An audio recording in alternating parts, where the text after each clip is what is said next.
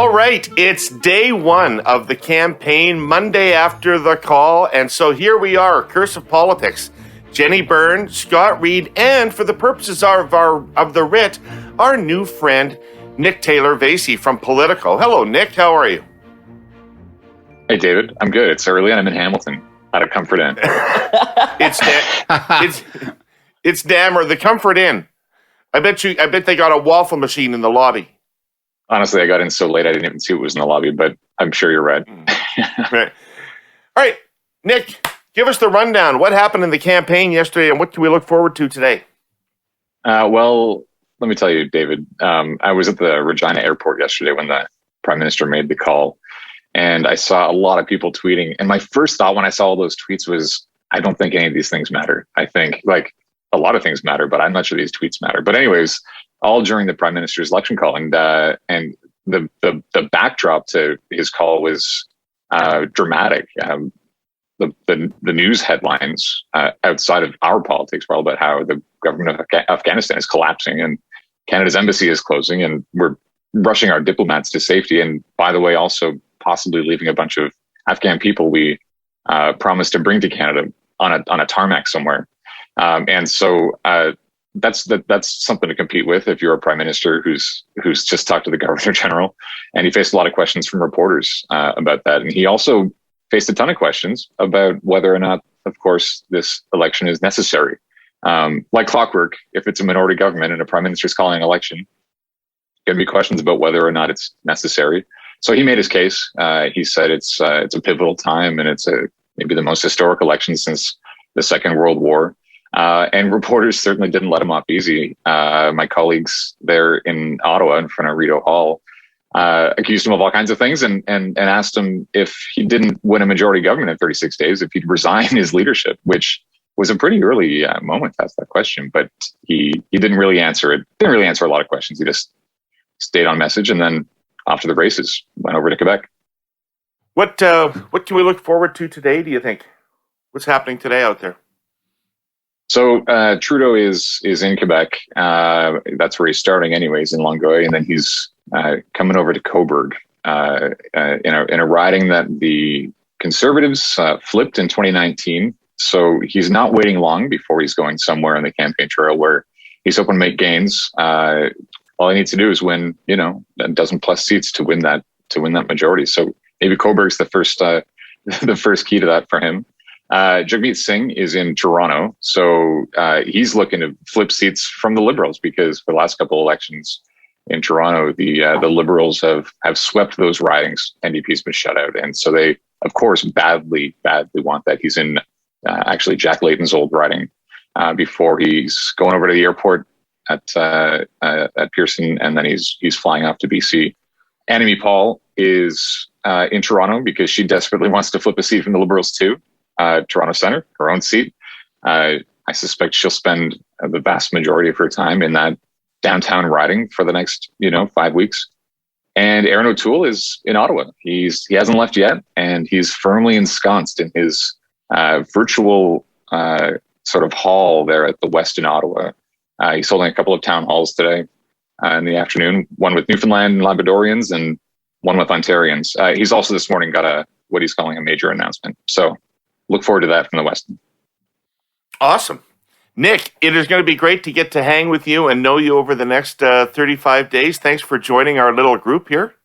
Yeah, thanks. I'm all monotone this morning, but I promise that's going to pick up. I think we're all getting adjusted to the time change. Yeah. All right, brother. Take care today. We'll catch up with you tomorrow. All right. Thanks. Thanks. Bye. Hi, Jenny. Hi, Scott. Hey. Hey. I'm adjusted to the time. Let's rock. I like early mornings. You're an early morning man. I'm a cock-a-doodle-doo. Let's roll. All right, well, let's start out with some polling data. Hot off the presses from 3 o'clock in the morning. The latest 750 case 3-day roll. All right, we got daily research. Tracking. Love it. We got daily tracking. 250 cases a night. And what they are showing at the moment is 35 Liberal, 30 Conservative, 17 NDP, and 4%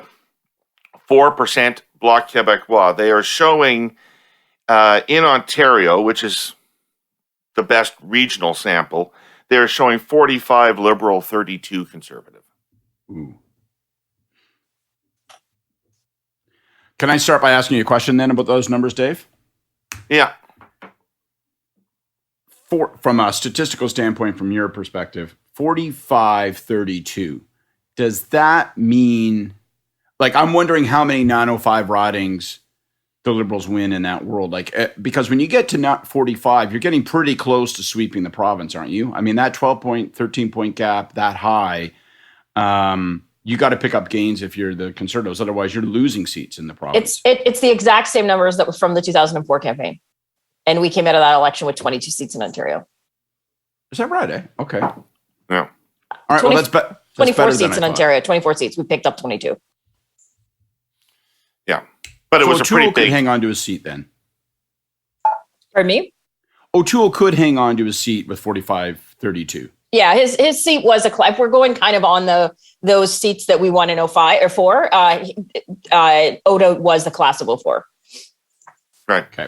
But, you know, for a while, there's been the overall lead is 5 points. And for a while, there's been a little bit of dispute between pollsters as to whether the lead was 4 or 5 points or whether the lead was 8 or 9 points. What we're seeing in our tracking is that it is closer to the 4 to 5 mark. And I think Frank, along with other pollsters, has seen some tightening in recent weeks as we've approached this day. So, one of the pieces of news that Nick reported to us is that, strange for a day in which the election is called, there was a competing news story that may have actually attracted more coverage and more interest in certain quarters than the election call, and that's what's happening in Afghanistan. So I guess I just want to throw to the two of you, are we going to have a rare situation where foreign policy is an issue in a Canadian election campaign? Is this Afghanistan thing reflecting in any way badly on the government? Can this matter? Which one of you has a point of view? I personally don't think it is going to matter in the overall scope of the election campaign. I think there's nobody watching the clips out of Afghanistan and are not concerned or for the fact that the Taliban has now taken control back of the entire country. And I think it's particularly troubling for the guys and the women that served in Afghanistan over the course of the 10 years that we were at war there. But I'm not sure much more past that there is. I think that everyone, including the government, is trying to do their best to get any of the Afghan interpreters and their families and anyone that helped our troops and our government over the last 15 years out of the country, so they are not targeted by the Taliban, and I think that they're trying, but I'm not sure past that what can be done. Like the people that are advocating we do more, I don't know what that is. We were at war for 10 years. We had 4 elections during the time we were actually at war. Do they want us to put boots back on the ground? No country is in Afghanistan now. So I guess other than what we're doing now, what are people advocating for us to do? So I don't think it's going to be an election issue. Hey, Jenny, you were explaining to me earlier, like, why isn't it easy to get these people out? Like, people on Twitter sort of say, just send planes over, get those people on the planes and bring them back, for God's sake. Why isn't it that easy? Yeah, I think that the issue that you have is you have to make sure you're actually getting the right people, that you're getting the people that actually did help our government. There is a concern among people, among the government, and I know this from the time I was in government, that you have to make sure that you're not getting that there's not Taliban falling through the cracks or people that didn't help us. There's very little documentation. People worked in a lot of cases for cash. So it really is, in some cases, a word of mouth, like former commanding officers who know people, who have stayed in touch with people. So it's not as easy to just go and say, okay, well, show us the card the Canadian Armed Forces gave you for when you were a translator or helped us. It's not that simple. Okay, election 44 is on. The campaigns have kicked off. You've heard the opening speeches, judged the initial ads, and maybe, just maybe, you're casting a skeptical side eye on some early campaign commitments. Because there's promises, and then there's following through on those promises. Our presenting sponsor, TELUS, doesn't just talk the talk that good business and doing good are inextricably linked. They make it so. Their Connecting for Good portfolio of programs, there's 4 of them, create meaningful change by bridging digital divides and ensuring Canadians in need get access to TELUS's world-leading technology. TELUS Internet for Good provides 200,000 low-income families in BC, Alberta, and Quebec high-speed broadband internet for only $9.95 a month. TELUS Mobility for Good gives 20,000 youth transitioning from foster care a free smartphone and fully subsidized 3 gigabyte data plan for 2 years.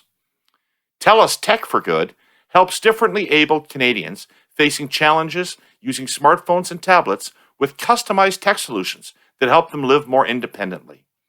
And TELUS Health for Good provides mobile health clinics to bring primary care to people in need living on the streets in urban centers across Canada. And on top of that, there's the $1.3 billion in time, value, and financial support that the TELUS team has contributed since the year 2000. All of which adds up to TELUS being the most giving company in the world. You can find out more about it all at telus.com/connectingcanada. Scott, you think this is an issue? I'm in agreement with Jenny. I think come September 20th, very few ballots will be dictated by what's happening in Afghanistan. I think it's a shared failure, right? I mean, the problem of getting out really highlights the challenges of going in, which is a decision a bunch of us made as Western nations a dozen years ago. And in Canada, Chrétien authorized it. Martin put us in Kandahar. Yep. Harper extended the mission. That's right. So it's politically in Canada, it's a shared failure. Internationally, it's a shared failure. And as Jenny says, there's not an easy remedy to what's happening in the moment. I do think there's a political consequence, though, of it that's electoral and insofar as it affects the election. And I think it's one of a small number. It actually goes back to what you're saying a minute ago about the 5-point spread nationally. I think it's one of a handful of things, just little troubling, niggling signs and problems for the Liberals, for the Prime Minister, because it will interfere with his ability to get this election on track in these first few days in the way in which he prefers. Like it is going to continue to be reported. We are going to have tragic images and stories, and that's going to be in the news cycle for the next 3, 4, 5 days.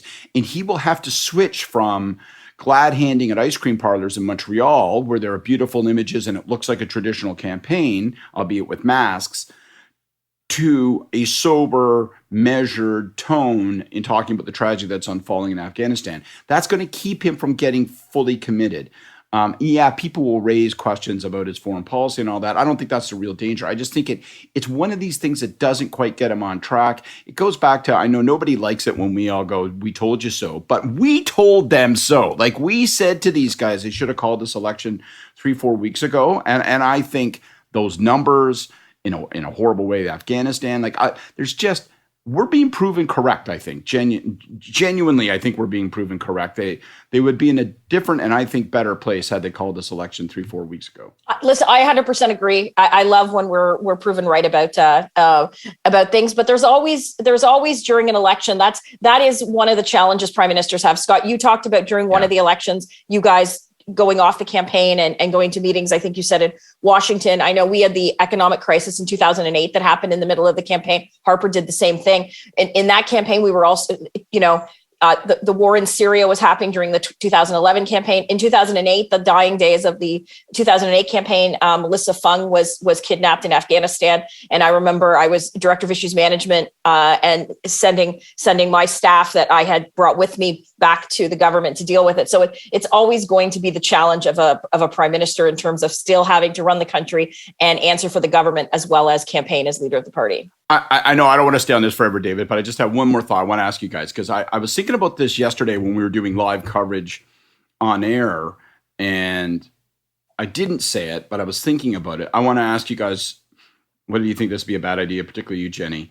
I was wondering yesterday whether the Prime Minister should have come out in his remarks and said, the situation's unfolding in Afghanistan. This is what's at stake. This is what we're trying to do. I want to reassure you that we're dedicating every resource we can to dealing with it. And in that respect, I've instructed the Minister of Immigration and the Minister of Foreign Affairs and the Minister of Defense to not campaign. I want them for the next 72 hours.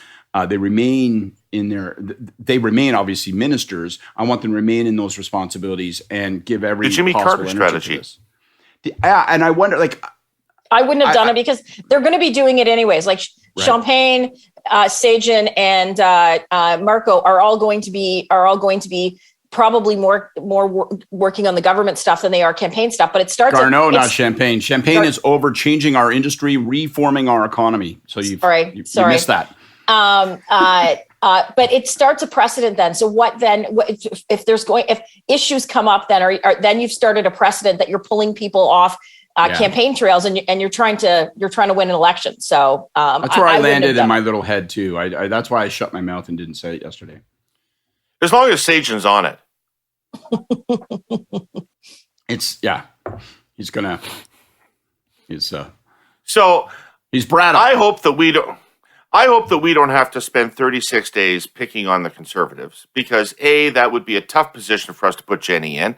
And secondly, it would get dull, even for you and I, after a period of time, Scott. But today, I'm focused on them. I can go there for a bit.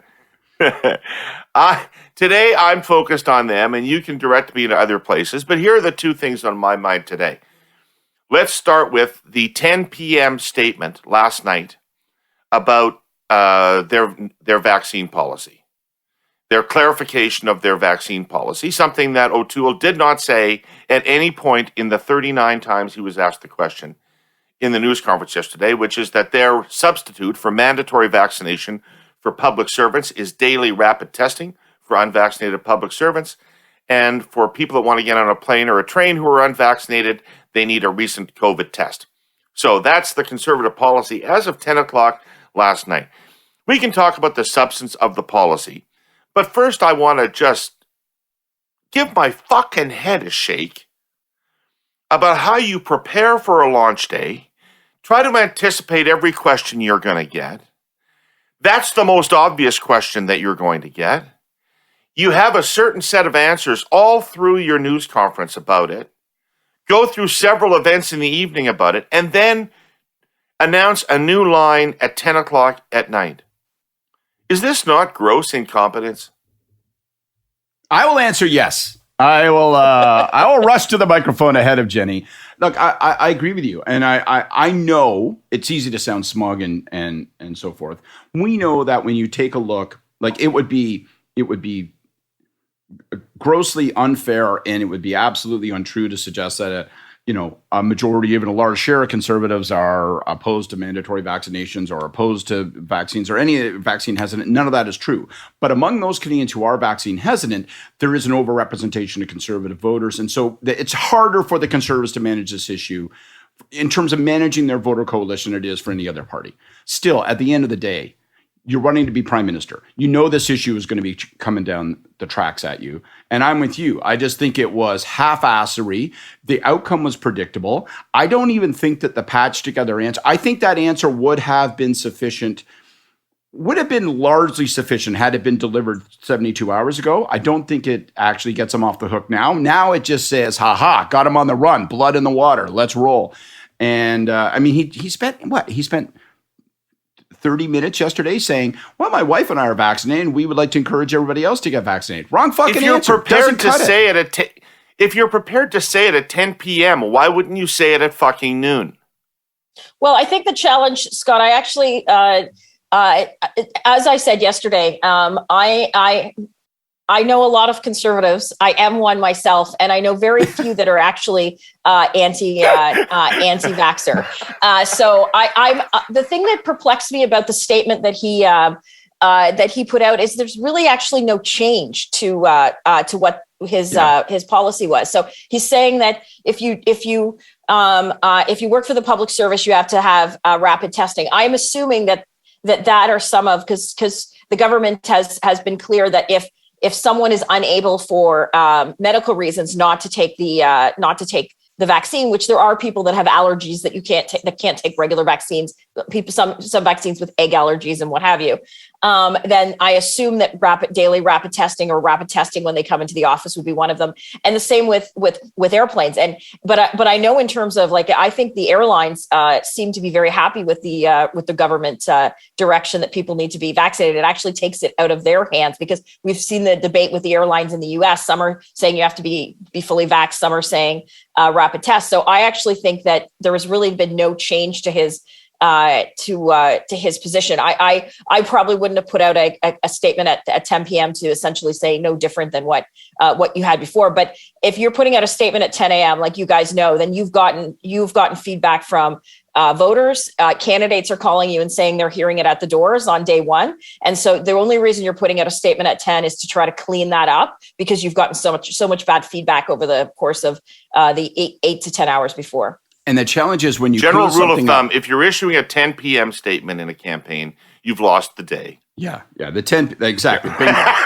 You have lost the day. You might as well start it might be as well be the headline on your statement, right? Having lost the day, Aaron O'Toole declared the following. The other thing I would say about it is that it guarantees that it will dominate today. And we talked about how Afghanistan will dog the Liberals today, but this is going to dog the Conservatives, because he's going to get bartered up. Like if I'm Trudeau, I take that 10 p.m. statement, I wrap it into a great big rubber boot, and I shove it up O'Toole's ass all fucking day long. Oh, so you're going to leave it. And I would take the example that Jenny said. So airlines, now we're going to have people sitting next. Okay, well, I got the rapid test. You know, what happens? People go to work at the public service.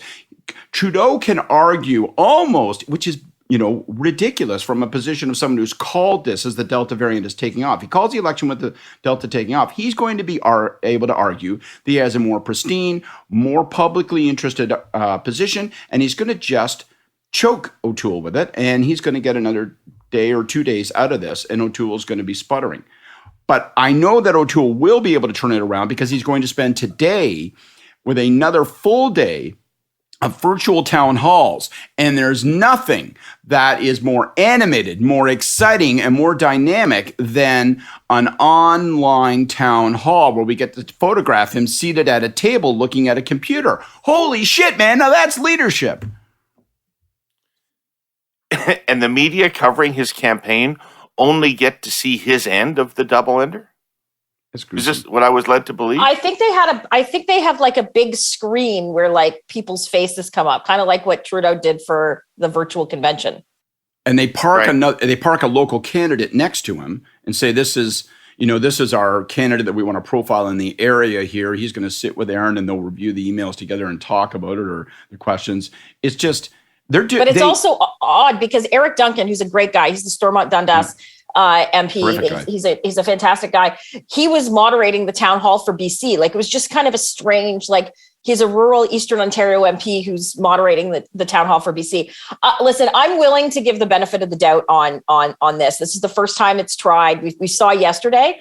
I have to be honest, though. I'm not loving it. And I don't even know where one would go. Like, I had people messaging me yesterday going, hey, I want to jump on this town hall everyone's talking about. How do I do it? I have no idea. Like, I went on to cpac.ca. Like, I have no idea how one could join, because we know that for the first few days when the leaders do stump speeches, the networks cover it. So you can actually, like, you don't have to be in St. John's, Newfoundland to be able to watch what the speech is. So I think we'll see it. He's doing it today, and I've heard rumors that he's doing it. He's going to be in studio tomorrow as well. So can I just say, I understand. Jenny, Scott, can I ask Jenny a question?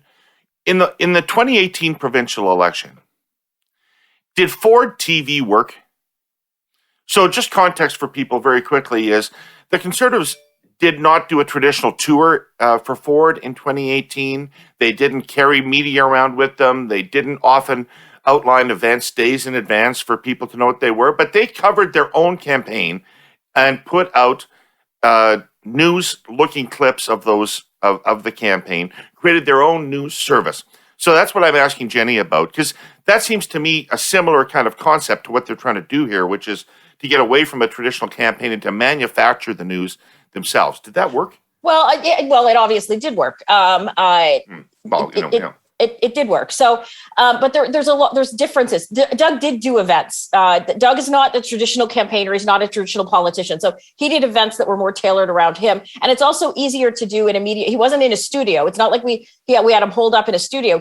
We still were out and about. And it's a lot easier to do when the majority of your target seats, not all of them, but the vast majority are in a geographical range that you can drive to in an hour. So even though there weren't the big traditional public events that we're used to, it didn't mean Doug wasn't on the road. He was, but it's easy to get from Markham to Mississauga in an afternoon to do different events. This is a whole different ball of wax in my opinion, because it's just the country is so vastly different, and also you're contrasting now. Like both Singh and Trudeau were out about and doing public events. So was Blanchette. So was Annamie Paul. Annamie Paul's was a bit embarrassing and a little bit sad, but her event. But they're out and about. So I guess we will see at the end of the day whether the studio is a right approach to make. But I think that on day one it seemed very flat compared to the other guys. Can I just add as a note of fairness? Because people would go, well, if we're sitting here dunking on this event and saying, how can they be so silly to do this for another whole day? Which I'd like to, maybe if we could extend the podcast for another hour or so, I'd like to keep doing that, David. But there is, I can very well see, just so people know, this isn't as easy as it looks. Like, because you could see in planning the days, you could see people sitting in a room and saying to themselves, here are two reasonable factors. One, a number of us think, and many people have made this argument, that the traditional campaign is going to alter. We're going to have to do things more, don't necessarily haul people around. And two, the Conservatives could be saying to themselves pre-writ, look, we know we've got an issue with this vaccination issue, so actions speak louder than words. People will ask us our position. We'll have our answer. They didn't plan on messing it up and then having to issue a statement, but we have our answer. And then actions speak louder than words. We'll do events that, by virtue of the nature of the event, look responsible. So we won't be milling about in a big crowd with people. We'll be doing it in a virtual way. That makes sense. We'll be reinforcing our responsible approach. So you can see them talking that through and convincing themselves that it makes sense, it's reasonable. But then, and I can tell you in all honesty, if I'd been in that room, I would have said, no. We had this discussion a few weeks ago about whether there would be rallies. I really genuinely believe that if you're going to campaign, you need to figure out, even in COVID, you need to figure out how to extract the energy of events. And both Trudeau in that ice cream parlor but there's energy. Yeah, sure. Okay, so those aren't rally events, but they've got humanity in them. That's right. About energy. I mean, that studio is dead. Just like there's no energy in it. There's zero. And so I just think I would, if they're planning on doing it again tomorrow, they should spend today blowing that up and changing their plan, because they can't afford to begin with 3 days of being asked about their vaccination policy and doing listless, lifeless events that the media don't cover, they make fun of.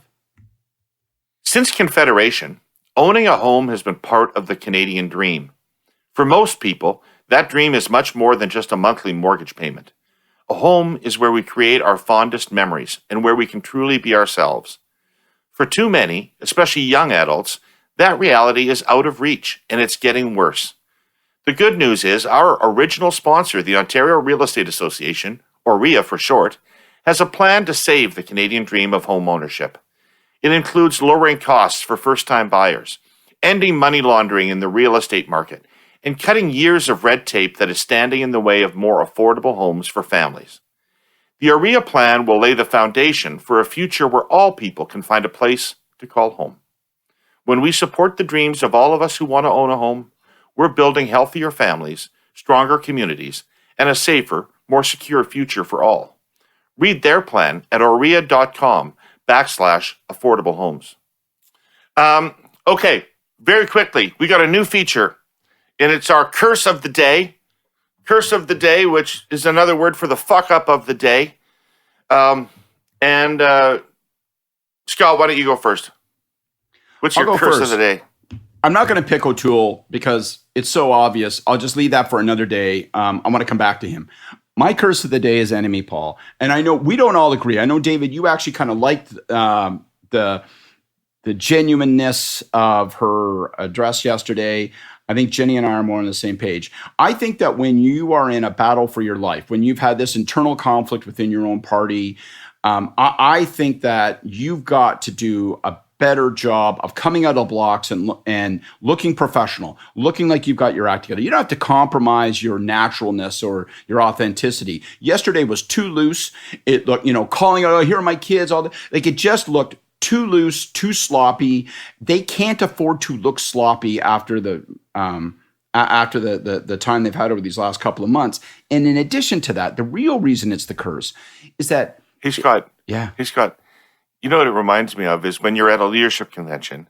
Yes. And exactly the second tier of candidates start coming up for their speeches and their demonstrations and stuff like that, right? You got the first tier of candidates, thousands of people, masses of signs, high production values, and then you've got these poor stragglers who come along with a couple of dozen friends and family waving signs as they run to... And they spend their speech naming them all, right? And I know people are going to say, oh, you smug goofs, you're not interested in a real authentic thing. But no, I want it to look polished. And the reason it's so important is that if the Greens are really weak, then the NDP have a pass in terms of consolidating the progressive side of the equation. That creates real trouble, particularly if O'Toole continues to shit the bed. And then that spells big time trouble for the Liberals. So I'm watching it yesterday. If I'm the Prime Minister's office, I'm going, fuck, come on, Greens, be better.